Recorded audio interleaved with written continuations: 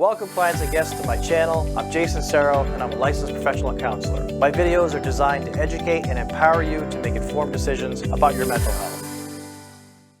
According to examinations of a collection of brain scans, children with ADHD exhibit notable neurological changes before the age of 4, offering new insight into the causes and progression of attention deficit disorder. Compared to their counterparts without attention deficit hyperactivity disorder, ADHD, children and adults with ADHD have distinct brain anatomy.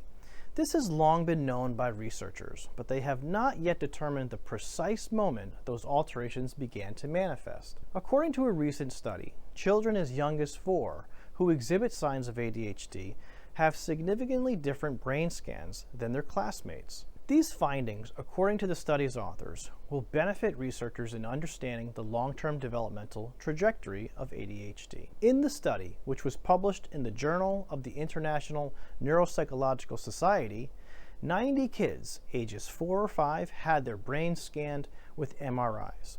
The remaining kids served as controls and were matched to the ADHD diagnosed kids in terms of IQ, gender, race, and socioeconomic background. Slightly over half of the kids had the disorder. Not a single youngster in either group had ever taken medication for ADHD. According to the researchers, the scans revealed notable anatomical changes in the children's ADHD brains. Overall, their brains were smaller, with smaller lobes in the front and temporal regions in particular. The children who were the most hyperactive or inattentive displayed the largest size discrepancies in both lobe size and overall brain volume. These size differences were strongly connected with the severity of the symptoms. Lead author Mark Mahone, PhD, told the New York Times that something about what is happening in early childhood leads kids to have variations in their brains even by age 4. My name is Jason Serro and I'm a licensed professional counselor, and I'm accepting new patients for mental health counseling both in person and through telehealth. Want to stay in the loop with all the latest articles, videos, and valuable mental health insights? Sign up through the link in the description or click on this video here.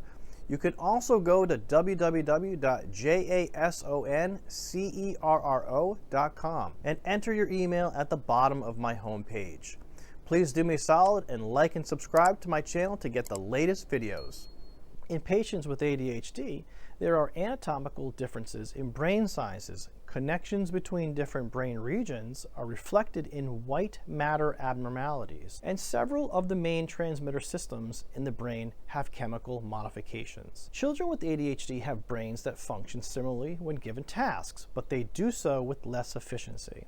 Because the study was observational, it was not possible to identify the specific brain regions that correlated with the various symptoms or to ascertain what caused the children's brains to develop differently. However, in order to have a better understanding of how ADHD brains evolve over the course of a lifetime, the researchers stated that they want to follow the kids and perform the brain scans on a regular basis. According to Mahone, we are betting some of the preschoolers with ADHD are going to grow out of it, while some of the control kids might experience symptoms in the future. According to him, the information acquired will aid future research in comprehending the advantages of early intervention and diagnosis, and may enable researchers to more effectively address concerns raised by parents, such as, would these brain differences still exist if we had begun a behavioral intervention at age 2? Children with extremely severe hyperactivity may have had to be omitted, the researchers admit, because the kids had to stay motionless long enough for their brains to be examined. James Griffin, Deputy Chief of the National Institutes of Health's Child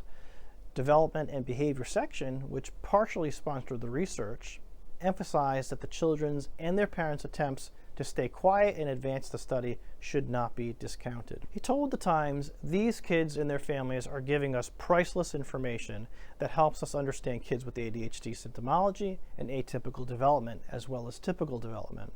This is a huge commitment and initiative on their part."